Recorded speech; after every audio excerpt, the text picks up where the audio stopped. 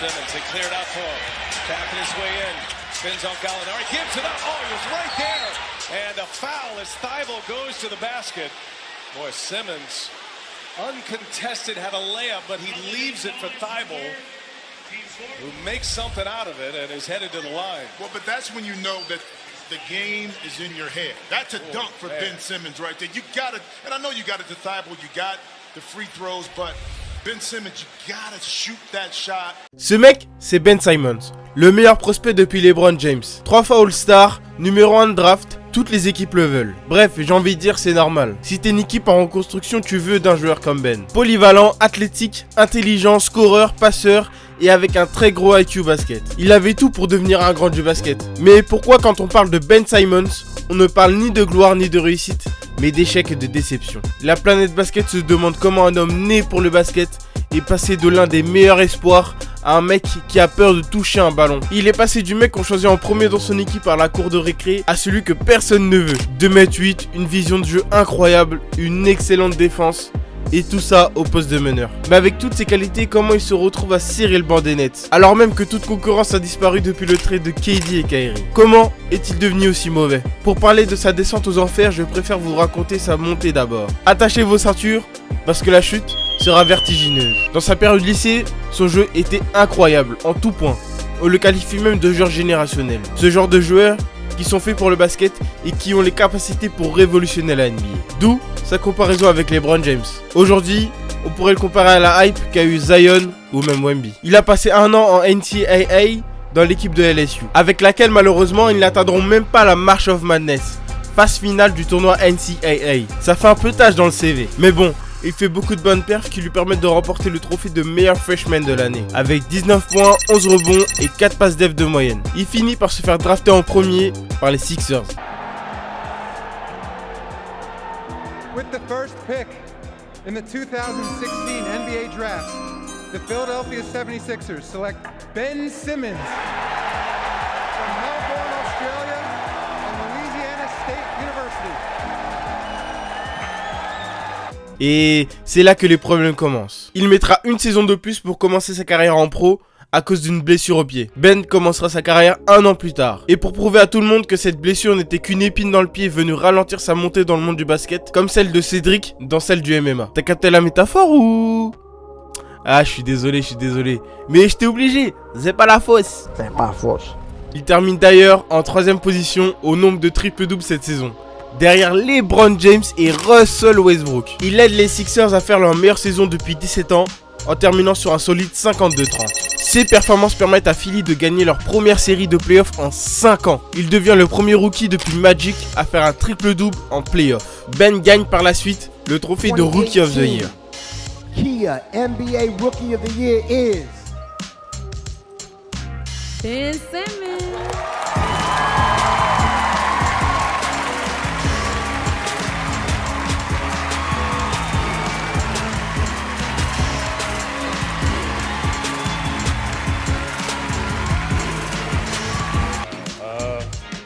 I'd like to thank my family to start off with, family, friends. I wouldn't be here without them.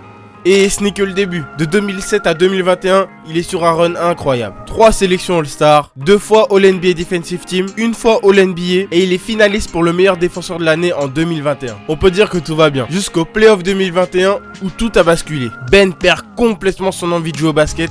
Sa flamme pour la balle orange s'était complètement éteinte. Et tout ça pour une seule chose. Une lacune qu'il traîne depuis des années. Son shoot. Que ce soit à 3 points en mi-distance, c'est catastrophique. Malgré tous ses soi-disant efforts, il n'a jamais réussi à en avoir un de potable. Il n'a mis que 5 shoots durant toute sa carrière jusqu'à aujourd'hui. A low average three-point shooter. There's Simmons. Yes! He did it! Ben Simmons! Hold me back there! Maybe now. Building as well, picking up. Simmons, it's for 3. Got it! So good shooters.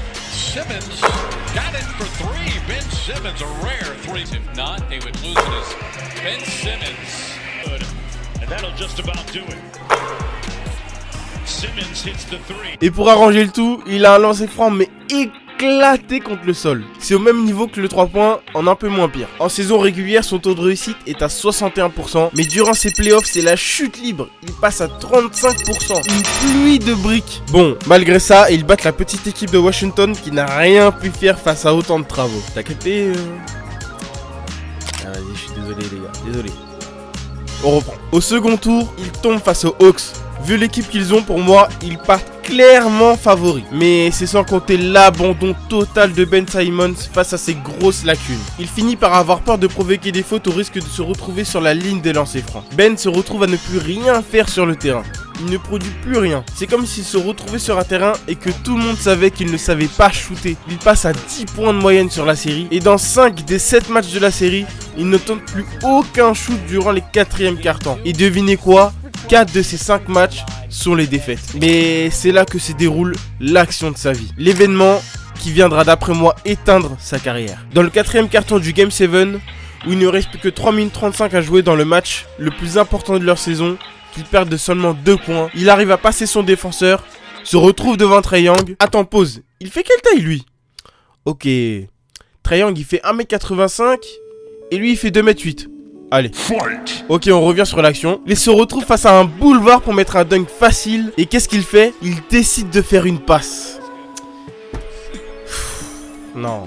Au premier abord, on comprend pas trop, mais cette perte de confiance l'a fait se liquéfier sur place et a pris la pire décision possible. Du coup, ils perdent leur meilleure occasion pour revenir au score et finiront par perdre le match 103 à 96. Et pour encore plus l'enfoncer dans son tourment, personne de son équipe ne va le défendre après la défaite. Même pas son coach Doc Rivers. Doc, do you think Ben Simmons can still be a point guard for a championship team like the one you guys want to be done? Yeah, David, I don't know that question or the answer to that right now. You know, so I don't know the answer to that. Mais son ami et coéquipier, Joel Embiid. turning point was just, you know, we had an open shot and, you know, we made one free throw. And ils vont clairement rejeter le résultat de ces playoffs sur lui. Ben ne sera plus jamais le même joueur après cette action et ne portera plus jamais le maillot des Sixers après ce match. Mais bon, naturellement, lui voyant cet acharnement sur lui, décide de demander immédiatement son trade. Mais il va pas le faire de la meilleure des manières. Je dirais même qu'il fera de la pire des manières. Il décide de ne plus se présenter au camp d'entraînement prétextant des problèmes mentaux. Et quand il est là, il est comme absent. Il est dans son monde quoi. Il ne participe pas au match de pré-saison et annonce publiquement qu'il ne jouera aucun match de la saison tant qu'il ne sera pas trade. Et tout ce manège va durer de la pré-saison jusqu'au dernier jour de la trade deadline. Il finira par être échangé contre notre barbu préféré, James Harden. Si ça t'intéresse de savoir pourquoi James Harden est clairement le meilleur joueur offensif de tous les temps, et je pèse mes mots, je t'envoie vers ma dernière vidéo sur lui. Après tout ça, il s'en sort plutôt bien je trouve. Ben rejoint clairement une équipe qui a de l'avenir sur le papier. Avec KD et Kyrie dans le roster, ça peut faire des dégâts en playoff. Mais bon, si c'était si facile, tu serais pas là en train de regarder ma vidéo. Les Brooklyn Nets récupèrent un Ben en dessous de son niveau. C'est un Ben au fond du trou qu'il récupère. Il doit d'abord se remettre de quelques problèmes physiques, mais surtout, il est touché mentalement. Ça se voit qu'il ne se sent même plus à sa place sur un terrain. Même sur le banc, on dirait un imposteur. Et personne ne viendra nous rapporter des informations claires sur son état mental, qui est en réalité le vrai problème de Ben Simmons. Et donc la fanbase finit par dire que Ben est tout simplement un fainéant qui profite de sa vie de star multimillionnaire et maintenant qu'il a eu son contrat max, il se la coule douce. Alors qu'en réalité, on était vraiment loin du compte. À l'heure où je vous parle, c'est la fin de saison pour Ben. Les Nets ont annoncé qu'il devrait se faire opérer dans les jours qui viennent pour un problème au dos. Mais avec tout ce que les gens disent et pensent de lui, la pression qu'il doit subir est sûrement décuplée avec les blessures à répétition. Tu rajoutes sa perte totale de motivation et son manque de travail évident, tu obtiens un joueur qui est en dessous de ses réelles capacités. Au final, Ben n'aura joué que 57 de ses 246 matchs depuis la saison 2021. Et en effet, jusqu'à aujourd'hui, sa carrière n'a jamais redécollé. Chaque fois qu'il essaie de faire un retour, il se passe quelque chose. Une blessure par-ci, une autre par-là, on dirait qu'il est vraiment maudit. Que les dieux du basket l'ont abandonné à son sort. Depuis ce Game 7 contre Atlanta, il n'est et ne sera plus jamais le même joueur. Explosif, intelligent et puissant. Et en vrai, on a malheureusement déjà des exemples de ce que la carrière de Ben pourrait devenir s'il rejoint NBA. On l'a vu avec des gars comme D-Rose qui est passé de MVP de la saison à un joueur de banc dans l'équipe de Memphis. Ou Isaiah Thomas, petit par la taille mais grand par le jeu, qui a fini par se faire détruire par ses blessures, dont il ne s'est jamais vraiment remis. Le truc c'est que ces joueurs-là, pour ne citer qu'eux, avaient déjà prouvé des choses en leur temps. Mais Ben lui, je pense qu'on ne s'en souviendra pas autant. Il n'a rien gagné, rien montré. c'est malheureux. En fait, je pense qu'on devrait prendre la trajectoire de Ben comme un exemple de ce que peut devenir un athlète à la santé fragile dans cette industrie qui est le monde du sport de haut niveau, qui en demande toujours plus à ses athlètes, quitte à sacrifier leur santé physique et mentale. Mais est-ce que ça ne serait pas le prix à payer pour vivre ses rêves? Dans son malheur, Ben Simmons est l'exemple parfait d'une carrière détruite par une simple action, un simple geste du poignet. Au final, MJ a raison, tu rates 100% des shoots que tu ne tentes pas. Qui sait, peut-être que sa carrière serait complètement différente s'il avait juste essayé de marquer. Alors, je te remercie énormément si t'es arrivé jusqu'à là. N'hésite pas à t'abonner et à lâcher ton commentaire, ça m'aide beaucoup à améliorer la qualité de mes vidéos. En attendant, tu peux regarder une de mes autres vidéos sur la chaîne. Sur ce, je te laisse. Peace my boy.